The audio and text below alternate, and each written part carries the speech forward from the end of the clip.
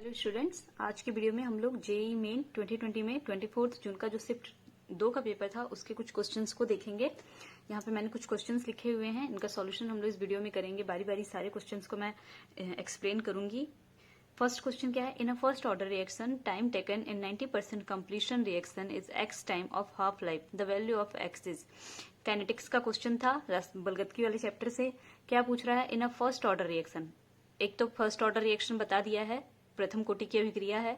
Time taken in 90% completion reaction is X time of half life reaction. 90% reaction को complete होने में कितना time लग रहा है? X time of half life लग रहा है। मतलब कि 90% टाइम फॉर 90% कंप्लीशन। किसी भी रिएक्शन को 90% कंप्लीट होने में कितना समय लग रहा है? x into T 50%। जितना 50% को कंप्लीट होने में लगता है उसका x गुना, यही लिखा है ना, x times of half life. Half life का x गुना x टाइम लग रहा है, तो हाफ लाइफ इंटू x हम लोग कर दिए। ठीक है, यहाँ पे the value of x is, तो इस x का वैल्यू क्या फाइंड करना है, तो x बराबर क्या करना है? फाइंड करना है। कंडीशन क्या क्या दे दिया है कि किसी रिएक्शन को 90% कंप्लीट होने में कितना समय लगेगा, तो x इंटू जितना हाफ लाइफ को कंप्लीट होने में समय लगता है उतना टी हाफ। ठीक है, तो x बराबर क्या होगा? तो 90% कंप्लीशन मतलब फॉर 90% कंप्लीशन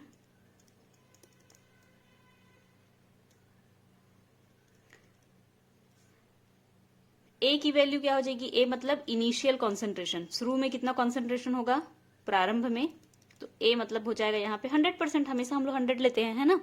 और चूंकि रिएक्शन 90% कंप्लीट हो चुका है, तो आफ्टर 90% यानी कि टी 90% का जो टाइम है उसके बाद आफ्टर टी 90 मतलब 90% कंप्लीट होने के बाद के समय क्या हो जाएगा? ए माइनस एक्स।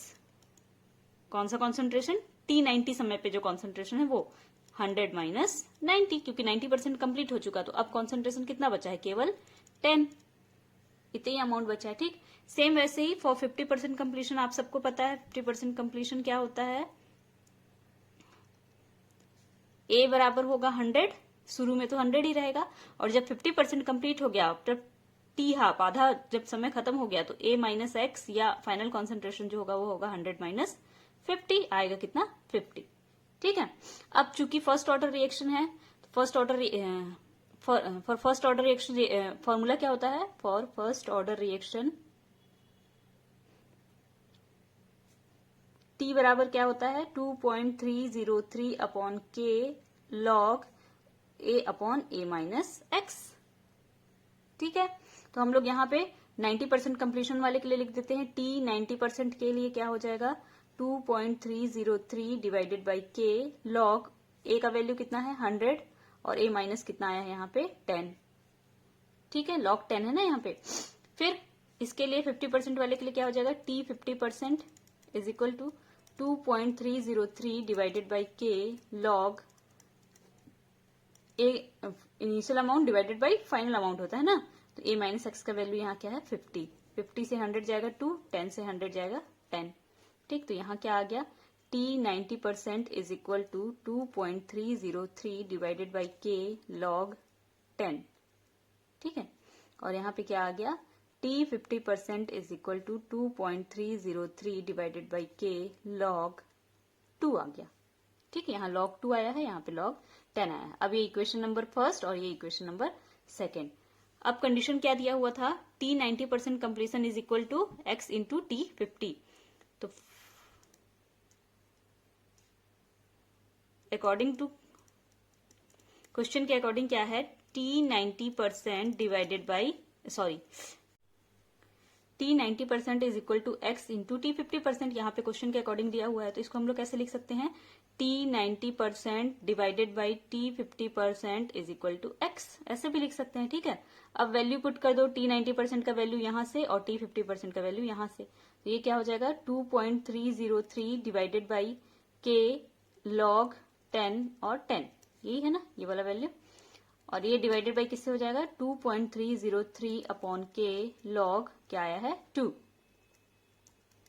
तो ये पूरा वैल्यू कट जाएगा क्योंकि 2.303 अपॉन के, और यहाँ पे भी सेम है। बचेगा क्या? Log 10 upon log 2। अब log 10 का वैल्यू क्या होता है 1, तो ये 1 हो जाएगा, और log 2 का वैल्यू क्या होता है 0.301। तो आया क्या, t 90% divided by t 50% is equal to 1 by 0.301। इसको मल्टीप्लाई करोगे क्या आएगा, 0.301 से इसको मल्टीप्लाई कर देंगे तो 3 3 जा 9 इंटू 3 3 जा फिर से 9, ये 3.33 जा 9 3 3 जा 9, ठीक है 3.332 आएगा। ठीक है, तो अब हम लोग क्या कर देते हैं, इसको इधर ले जाते हैं, ये हो जाएगा t 90% is equal to 3.32 into t 50%। ये आ गया हमारा फर्स्ट वाला कंडीशन, यहाँ वाला, या यहाँ पे भी मैंने लिखा था, ये देखो। तो t 90%, t 50% और x की जगह पे क्या आया 3.332, तो x इज इक्वल टू 3.33, ये होगा हमारा आंसर। नियरेस्ट इंटीगर में पूछा था तो हम लोग क्या बोल सकते हैं 3 केवल। तो ये हो गया फर्स्ट क्वेश्चन काइनेटिक्स का। सेकंड क्वेश्चन पे मूव करते हैं। क्या दिया हुआ है second question, 3 gram of gas at 300 Kelvin have same pressure and volume equal to 0.2 gram hydrogen gas at 200 Kelvin, then molar mass of gas is. 3 gram of gas at 300 Kelvin, दो condition दिया हुआ है। First condition है, ये first question हो गया। Second question पे आ रहे हैं हम लोग। सेकंड क्वेश्चन में बोल रहा है दो कंडीशन दिया हुआ है, एक तो है एक गैस लिया है और एक लिया हुआ है हाइड्रोजन।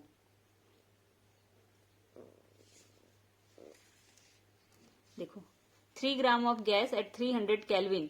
अब गैस का अमाउंट कितना दिया हुआ है, गैस का अमाउंट है, वेट है 3 ग्राम, और टेम्परेचर कितना दिया हुआ है गैस का 300 Kelvin। Have same pressure and volume equal to 0.2 gram hydrogen gas at 200 Kelvin। Hydrogen gas का वेट कितना दिया हुआ है, weight of hydrogen gas 0.2 gram, और टेम्परेचर कितना दिया हुआ है हाइड्रोजन गैस का 200 Kelvin। और बोल रहा है कि इन दोनों के लिए P gas is equal to P hydrogen, दोनों का प्रेशर बराबर है, दोनों का वॉल्यूम बराबर है। ठीक है, then molar mass of gas is, तो गैस का मोलर मास निकालो। तो मोलर मास क्या होता है, गैस का निकालना पड़ेगा, गैस का मोलर मास, और यहाँ पे मोलर मास हाइड्रोजन का कितना होगा, तो H2 है, H2 मतलब 2 हाइड्रोजन, एक हाइड्रोजन का मोलर का द्रव्यमान 1, दूसरे का भी 1, तो टोटल कितना आएगा 2 ग्राम पर मोल। ठीक, ये कंडीशन दिया हुआ है। अब फॉर्मूला क्या होता है, पीवी बराबर एनआरटी। ठीक, एन की जगह पे हम लोग क्या लिख सकते हैं, पीवी बराबर एन, मोल बराबर क्या होता है, मोल बराबर वेट बटा मोलर मास, तो W बाई MRT, ये भी ले सकते हैं फॉर्मूला। ठीक, तो अब इसके कंडीशन के लिए, गैस के लिए पीवी का वैल्यू क्या हो जाएगा, पीवी गैस पूरा अगर मैं लिखूं, और हाइड्रोजन के लिए पीवी, दोनों क्या हो जाएंगे, इक्वल हो जाएंगे। क्यों, क्योंकि पी का वैल्यू और वी का वैल्यू दोनों के लिए सेम है। तो अगर सपोज गैस के लिए पी का वैल्यू 2 है और वॉल्यूम 4 है, ठीक है सपोज, तो हाइड्रोजन के लिए भी पी का वैल्यू 2 होगा और गैस का वॉल्यूम कितना होगा 4 होगा, तो 4 2 जा 8, ये भी 4 2 जा 8, तो पीवी का मल्टीप्लाई करेंगे तो सेम आंसर आने वाला है ना। तो पीवी गैस और पीवी हाइड्रोजन सेम आएगा, क्योंकि प्रेशर और वॉल्यूम का कंडीशन क्या दिया हुआ था कि दोनों इक्वल होंगे हाइड्रोजन के जैसे, गैस के लिए भी, तो ये दोनों सेम आने वाला है। अब पीवी गैस का फॉर्मूला क्या हो जाएगा, तो W बाई एम RT लेना है, तो W gas divided by M gas into R और इंटू T गैस। ठीक है, R तो सेम है, क्योंकि R क्या है, गैस कांस्टेंट है, उसका वैल्यू सेम होता है सभी गैसों के लिए ना। सेम यहाँ पे भी पीवी हाइड्रोजन अगर लिए हैं तो क्या हो जाएगा, W hydrogen divided by M hydrogen R into T hydrogen. ठीक है, तो R यहाँ और यहाँ सेम है तो कट जाएगा, बचा क्या W गैस, W का वैल्यू क्या है यहाँ गैस के लिए 3 ग्राम, और M का वैल्यू क्या है यहाँ पे गैस के लिए फाइंड आउट करना है, T का वैल्यू क्या है यहाँ पे 300 Kelvin। सेम यहाँ पे 0.2 ग्राम डिवाइडेड बाई M का वैल्यू यहाँ पे हाइड्रोजन का 2 ग्राम पर मोल इंटू T का वैल्यू हाइड्रोजन के लिए 200 Kelvin। अब क्या हो जाएगा, यहाँ पे 3 ग्राम कर दो, ये ग्राम से ग्राम कैंसिल हो जाएगा, ये केल्विन से केल्विन कैंसिल हो जाएगा। ठीक है, 2 से ये 100 हो जाएगा, और 100 को 0.2 से डिवाइड करेंगे तो कितना आएगा यहाँ पे 20 आएगा। और ठीक है, अब यहाँ पे क्या हो जाएगा 3 3 जा 900 डिवाइडेड बाई M गैस। ठीक है, अब m इधर चला जाएगा, मोलर मास, और आएगा कितना 900 डिवाइडेड बाई 20, 0 से 0 मल्टीप्लाई, 2 से 2 4 जा 8, 2 5 जा 45। तो मोलर मास ऑफ गैस कितना आया 45 ग्राम पर मोल। इस ग्राम पर मोल को भी इधर ले आओ, तो ये इधर आ जाएगा, तो यहां हो जाएगा ग्राम पर मोल, तो ये भी ग्राम पर मोल। तो हमारा आंसर भी किसमें आया ग्राम पर मोल में। बाकी सारा यूनिट कट गया था, बस यही बचा था ना, तो ये इधर ले आया है मैंने, ठीक है। और ये 100 इंटू 0.2 20 ग्राम पर मोल इधर आ गया, तो ये यहां मैंने लिख दिया। और ये डिवाइडेड बाई m गैस बचा हुआ था, 3 3 जा 9, 100 ग्राम पर मोल हो गया, 20 फिर इधर आ जाएगा, मोलर मास हम लोग निकाल लेंगे, आएगा आंसर कितना 45 ग्राम पर मोल। यही हमारा आंसर होगा मोलर मास। नेक्स्ट क्वेश्चन में मूव करते हैं। तो ये गैसेस स्टेट का क्वेश्चन हम लोगों ने सॉल्व कर लिया। नेक्स्ट थर्ड है, ये इक्विलिब्रियम का क्वेश्चन है, साम्यावस्था वाले चैप्टर से। For the equilibrium a will gives B del H is equal to -42 kilojoule per mole if the ratio of activation energy of forward and backward reaction is 2/3, then value of EA forward and EA backward is respectively। Question क्या पूछ रहा है, for the equilibrium reaction, एक reaction दिया हुआ है जो कि इक्विलिब्रियम में है। क्या है रिएक्शन? रिएक्शन है ए गैस से बी गैस, इक्विलिब्रियम रिएक्शन है, और इसके लिए del H का वैल्यू दिया हुआ है -40 किलो जूल पर मोल। क्वेश्चन में ये वैल्यू दिया हुआ था, ठीक है। If the ratio of activation energy of forward and backward reaction, forward reaction और बैकवर्ड रिएक्शन का रेशियो, तो EA forward, activation energy of forward reaction divided by activation energy of backward reaction का ratio कितना दिया है 2/3। Then value of EA forward and EA forward, EA backward is, तो इन दोनों का वैल्यू फाइंड आउट करना है। EA फॉरवर्ड बराबर कितना है और EA बैकवर्ड बराबर कितना है, ये वैल्यू हम लोग को निकालना है। दिया क्या है del H, तो del H का फॉर्मूला हम लोग लिख लेते हैं। del H बराबर क्या हो जाएगा EA forward minus EA backward, equal to कितने के बराबर है ये -42 किलो जूल पर मोल के बराबर है ये, ठीक है। अब इस यहां पे आओ, इससे देखते हैं हम लोग EA फॉरवर्ड बराबर क्या हो जाएगा, EA फॉरवर्ड बराबर 2/3 EA बैकवर्ड, ठीक। तो EA फॉरवर्ड का वैल्यू कितना आया 2/3 EA बैकवर्ड, तो यहाँ पे हम लोग वैल्यू पुट कर देते हैं। del H is equal to forward का वैल्यू है 2/3 EA backward minus EA backward, इसका वैल्यू अभी हम लोग निकाले नहीं है, दोनों को बैकवर्ड बैकवर्ड में कर रहे हैं ना, ताकि मल्टीप्लाई करना और ये सब इजी हो जाए, -42 हो जाएगा, ठीक है। अब यहाँ पे क्या हो जाएगा del H is equal to 2EA backward minus EA backward divided by 3 is equal to -42, ठीक। अब -42 यहां चला जाएगा, 2EA backward minus EA backward, दो में से एक गया, कितना आएगा सिर्फ E activation energy of backward reaction is equal to -42 into 3, ये कितना आ जाएगा activation energy of backward reaction is equal to 42 को 3 से मल्टीप्लाई करेंगे तो 3 2 जा 6, 4 3 जा 12 माइनस 126, कितना किसमें आया है यूनिट किलो जूल पर मोल। तो बैकवर्ड रिएक्शन के लिए आ गया हमारा वैल्यू, यही कैलकुलेट करना था। अब EA फॉरवर्ड कैलकुलेट करना है, तो EA फॉरवर्ड क्या है 2/3 EA बैकवर्ड, तो हो जाएगा EA forward is equal to 2/3 into EA backward कितना आया है -126 किलो जूल पर मोल। तो ये हो जाएगा 3 4 जा 12 और 3 2 जा 6, 42 इंटू 2, 2 2 जा 4, 4 2 जा 8, 84 -84 किलो जूल पर मोल। तो ये हो गया हमारा EA बैकवर्ड, तो EA forward sorry EA backward बराबर -126 किलो जूल पर मोल, एकदम छोटा सा क्वेश्चन था, और EA बैकवर्ड फॉरवर्ड बराबर -84 किलो जूल पर मोल, ठीक। अब आंसर सही आया है कि नहीं, इसको हम लोग एक बार क्रॉस चेक कर सकते हैं, कैसे, ये वाले रिएक्शन से EA forward minus EA backward करने पर आता है कि नहीं देख लेते हैं, चलो।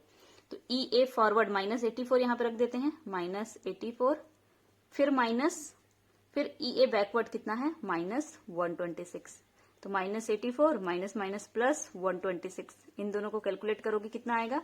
126 में से 84 माइनस कर दो तो आ जाएगा 42। आ रहा है ना? 6 में से 4 गया 2 और 12 में से 8 गया 4, 42 आना चाहिए था, ये 42 है भी। ठीक, तो हमारा आंसर करेक्ट आया है ना? अब नेक्स्ट क्वेश्चन में मूव करते हैं। फोर्थ क्वेश्चन क्या है? Find the value of cell constant for a given cell in which 0.1 molar solution have resistance 20 ohm and molar conductivity 0.154 into 10 to the power -3 siemens centimetre square mole inverse. Question क्या बोल रहा है कि find the value of cell constant. तो क्या find करना है? सबसे पहले तो हम लोगों को वैल्यू सेल कांस्टेंट का, सेल कांस्टेंट क्या होता है? L/A। तो L/A क्या है? Cell constant. इसका वैल्यू फाइंड आउट करना है। फिर क्वेश्चन में और क्या दिया है? Given cell in which 0.1 molar solution, मतलब मोलैरिटी दिया हुआ है 0.1 molar. 0.1 molar solution have resistance 20 ohm, मतलब कि प्रतिरोध दिया हुआ है कितना? 20 ओम प्रतिरोध यानी रेजिस्टेंस, R बराबर 20 ओम। फिर क्या है? एंड मोलर कंडक्टिविटी, और मोलर कंडक्टिविटी का वैल्यू दिया हुआ है 0.154। Molar conductivity is equal to 0.154 into 10 to the power -3 siemens centimetre square per mole. ये सीमेंस का मतलब क्या होता है? ओम इनवर्स ना, तो हम लोग यूनिट और क्या लिख सकते हैं? ओम inverse centimetre square mole inverse, ये भी लिख सकते हैं ना, इतना ये भी लिख सकते हैं। ठीक है, तो वैल्यू क्या फाइंड करना है? Cell constant. अब सेल कांस्टेंट के लिए हमारे पास वैल्यू क्या होता है? कंडक्टिविटी वाला फॉर्मूला हम लोग यूज करेंगे। कंडक्टिविटी को किससे डिनोट करते हैं? Kappa.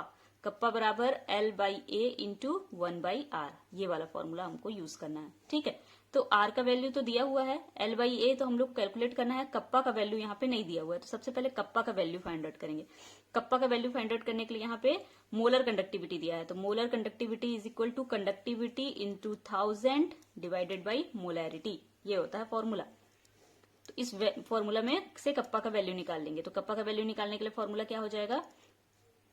Kappa is equal to molar conductivity into molarity divided by 1000।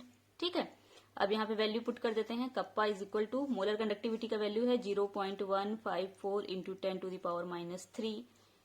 इस सीमेंस को मैं ओम इनवर्स लिख देती हूँ, ओम इनवर्स सेंटीमीटर स्क्वायर पर मोल।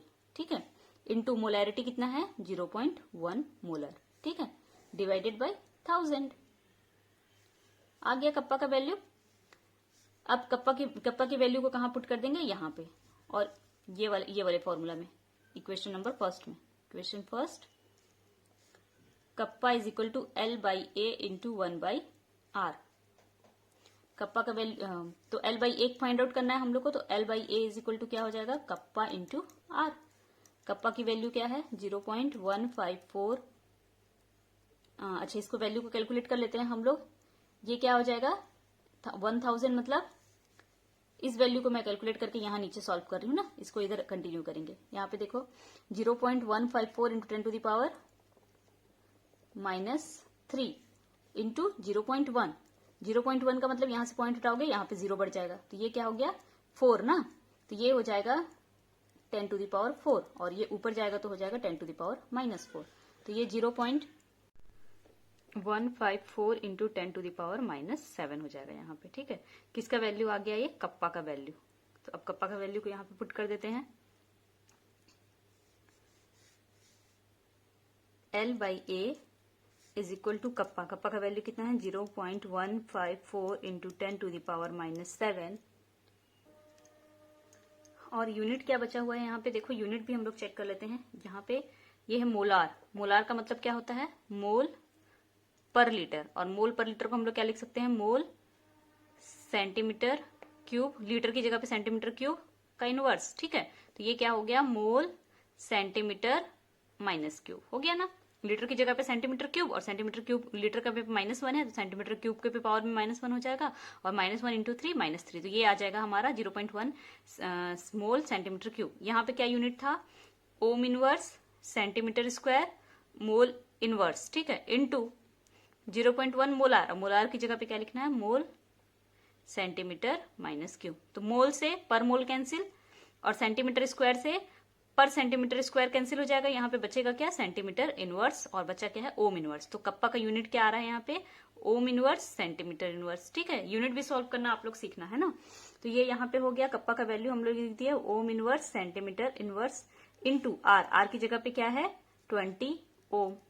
अब ये ओम से ओम इनवर्स कैंसिल, 20 से इसका मल्टीप्लाई कर दो, L by A is equal to, ये कितना आ जाएगा, 15 टू जा 30, 4 टू जा 8, तो 308 इंटू 10 टू द पावर -7, और यहाँ पे 1 2 3 के बाद पॉइंट है, तो यहाँ पे आ जाएगा ये एक और 0, तो 1 2 3, 3080 पावर क्या आया, सेंटीमीटर इनवर्स, और L by S, L constant का यूनिट सेंटीमीटर इनवर्स ही होता है। तो हमारा आंसर क्या हो रहा है यहाँ पे, L by A is equal to 3.08 into 10 to the power -7 centimetre inverse. Option में था क्या वैल्यू, देख लेते हैं।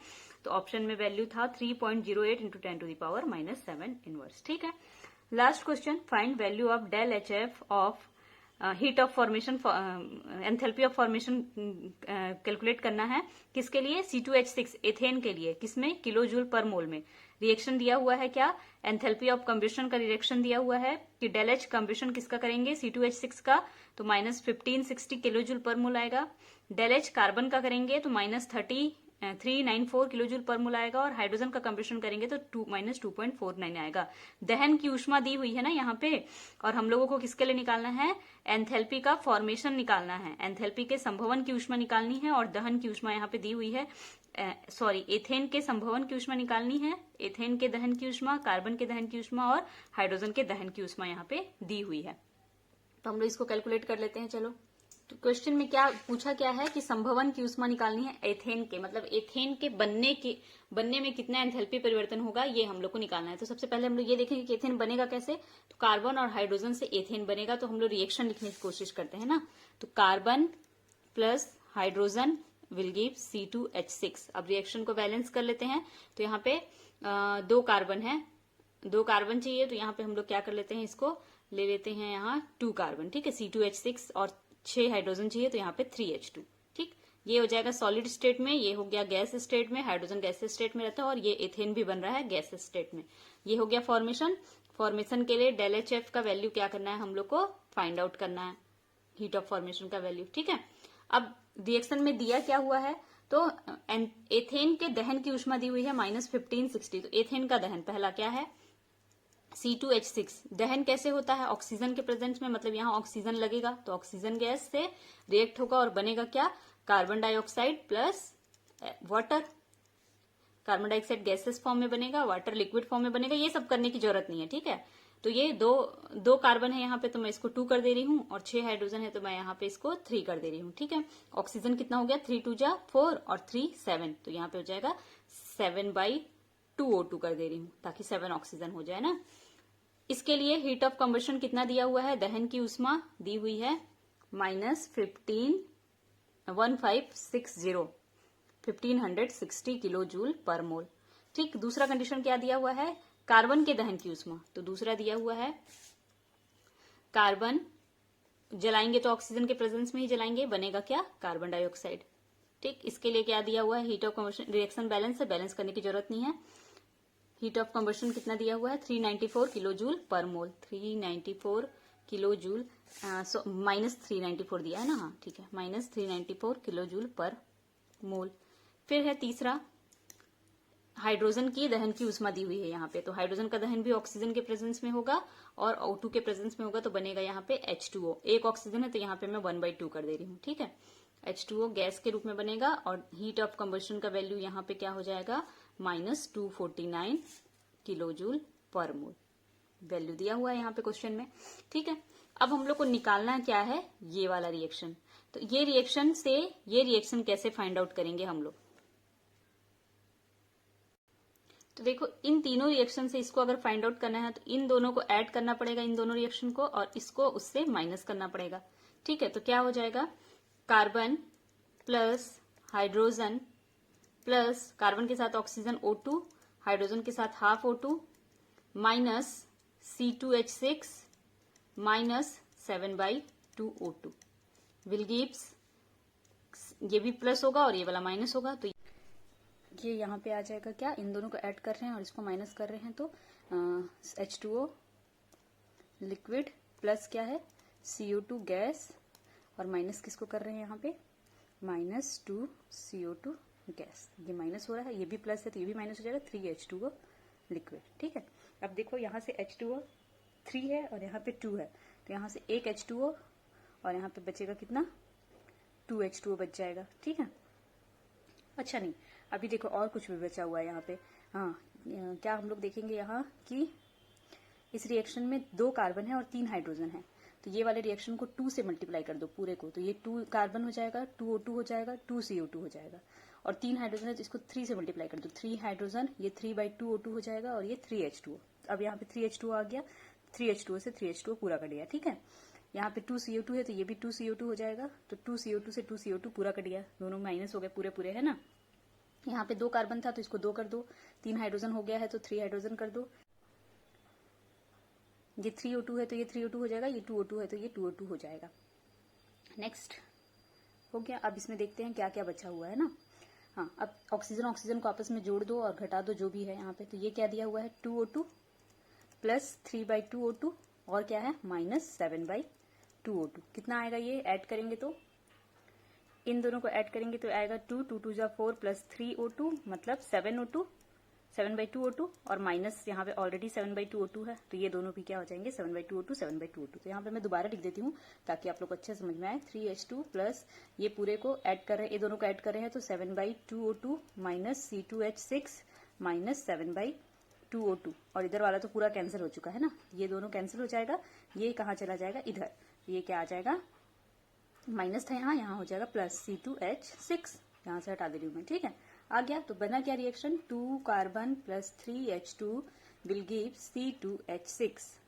C2H6 गैसियस स्टेट में है तो gaseous state, carbon solid state में, solid state, hydrogen gaseous state में है तो यहाँ पे गैसियस स्टेट। ठीक है, तो अब ये वाला रिएक्शन हम लोग को मिल गया, यही रिएक्शन हम लोग को चाहिए था। ये रिएक्शन मिला कैसे, जब हम लोग इन दोनों रिएक्शन को आपस में जोड़े, इक्वेशन नंबर 2 को इक्वेशन नंबर 3 से जोड़े और इक्वेशन नंबर 1 को माइनस किए, तो कंडीशन क्या हुआ, equation number 2 plus equation number 1 minus equation number 3 minus equation number 1, ये कंडीशन बना ना।